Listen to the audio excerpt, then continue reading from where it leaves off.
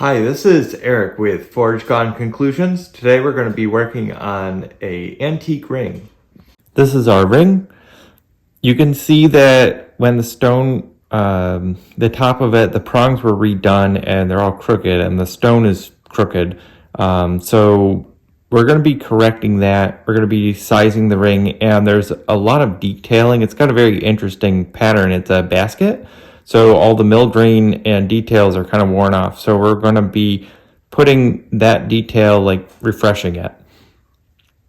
First thing we're going to do is the sizing.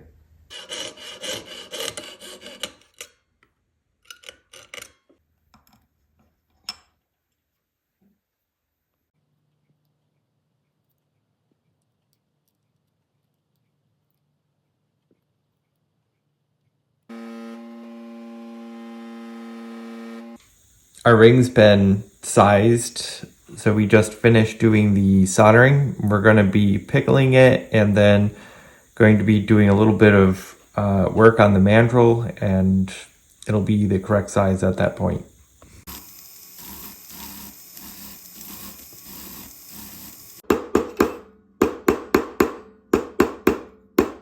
At this point, we've completed the sizing. We're going to start worrying about the center stone. So we're going to cut away the prongs. I don't know what solder they used, so for keeping everything like clean up here, I'm going to remove those with burrs, and then I'm going to remove the stone and we're going to see what's going on.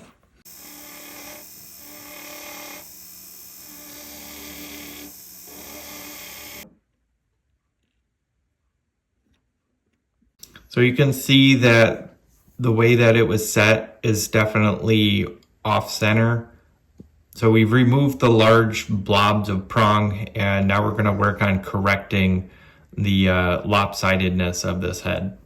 After looking at the situation here, how uneven it is, and the fact that one side is immensely lopsided compared to the others, what we're going to do is I made a bead of gold. This is going to be cleaned up and fitted so that way I can sink it into there, so that way there's all fresh metal, and then I'll be able to find center and complete the work.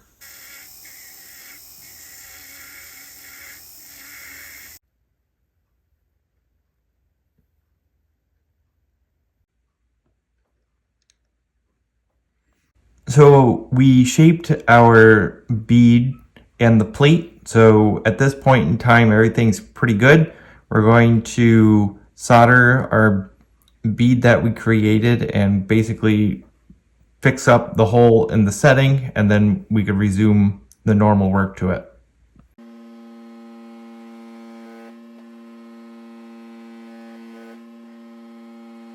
We've soldered the bead into the setting. So now that it's all, we've got fresh metal in there, we can grind down the top and we can start with setting the stone again.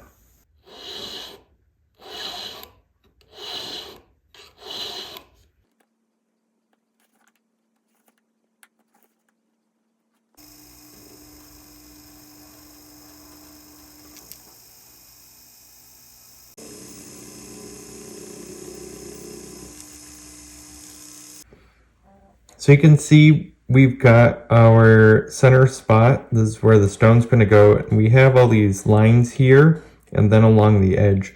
So it originally had mill grain, so we scribed lines on the outside to account for that. And then you can see I've got all these lines here. That's where the points of this hexagon shape are. So when we're trying to maintain the balance of this and where the stone's going to be located, that's what we want to account for in order to keep everything center. So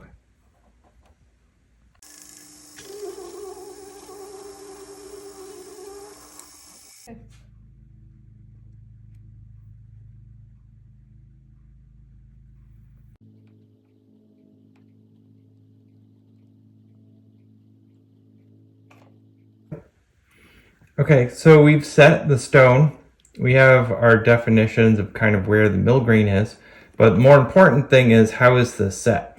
So what we started off with and was giant like blob prongs of solder, and that's not normally how these are set. So what you really need to do is define where the metal is, and we've got these nice nifty points of the hexagon, and at each corner we use this chisel here and pushed metal down.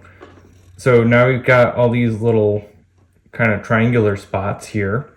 And at this point in time, we can switch over to a rounded tool. It's a beading tool. And that's we're going to press down on the metal that we kind of like scooped up. And that's going to make these little beads on it. And that's traditionally how this style was set.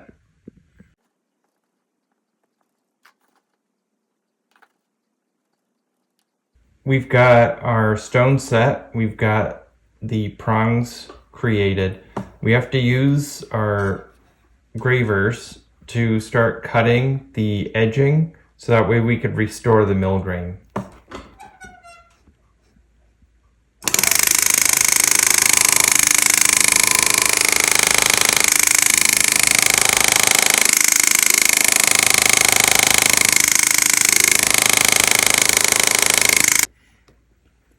So we've cleaned up the area, and now we're going to start putting the mill grain detail back onto this piece. You can still see some of the original mill grain here, and that's what we're going to mimic throughout the entire thing. It just kind of gives the diamond a picture frame.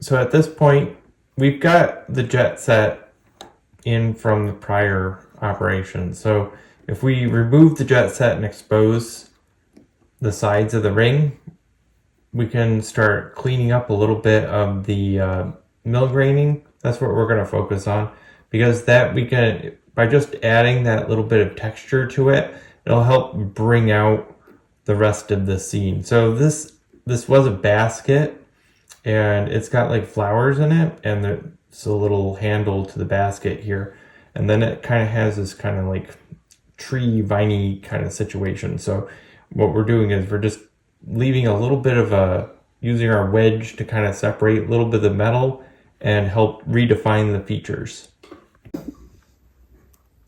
We've finished with the detailing on the ring. At this point, we're going to be polishing.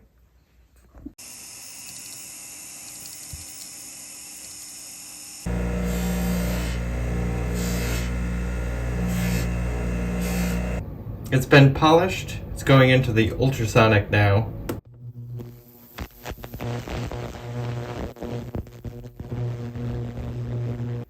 The rig's going to be steamed now.